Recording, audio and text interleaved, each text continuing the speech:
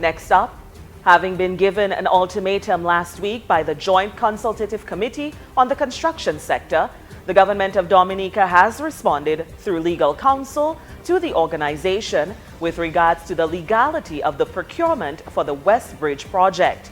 The Jcccs, through its chairman Anthony LeBlanc, called on the government to prove that the allocation of that project to Barbados-based NSG Management and Technical Services Limited was by the books or face legal action. Senior Counsel Anthony Astefan spelled out the government's position. Nevertheless, we have prepared a response in writing in great detail to the letter written on behalf of Mr. LeBlanc's group or groupings, and we have indicated two positions on behalf of the government of the Commonwealth of Dominica, and both of these are that the award of the contract for the works on the West Bridge, the dredging of the river, and the northern wall were not in breach of the Procurement Act. In explaining the first position, Astefan referred to a memorandum of understanding dating back to 2014.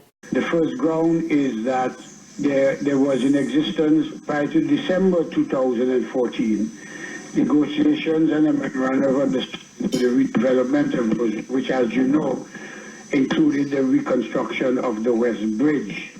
And that memorandum of understanding and the various discussions for the design and the works continued up to the date the Act came into enforce in January 2015 and thereafter, and the contracts were signed afterwards. Well, it turns out there's a provision of the Act that says that such a contract is unaffected by the award, and the granting and the making of such contracts are exempted from the provisions of the Act, but that they should be administered, meaning managed in accordance with the provisions of the Act. So on that basis, there was no controversy. The second position, as outlined by Astefan, states that the government believes that the West Bridge project can be categorized as an emergency. The extraordinary devastation that took place after Tropical Storm Erica, with people losing their lives and properties and villages being destroyed, the government had to prioritize the various emergencies and danger zones that occurred. One of them was, in fact, the Rosa River, because Erica had risen the beds of the river to an extraordinarily high level. It had damaged the walls to the northern side, which posed potentially a greater threat than existed before. And additional damage was being done to the bridge. These are clearly an emergency situation. It doesn't matter whether it takes a month or two to sort it out. It's an emergency situation. The government decided to enter into the contract with the contractor, the same contractor that it had the memorandum of agreement with in 2014, the same contractor who had undertaken to design and to reconstruct the West Bridge.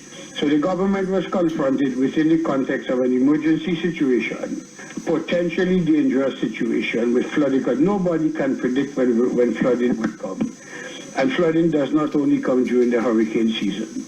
That to engage the company that had already agreed in principle and contractually to rebuild the West Bridge, to do the dredging and the river walls. And as the Prime Minister and others have said before, one of the terms of the Memorandum of Understanding is that local subcontractors are engaged on a competitive and competent. And that was Senior Counsel Anthony Astefan.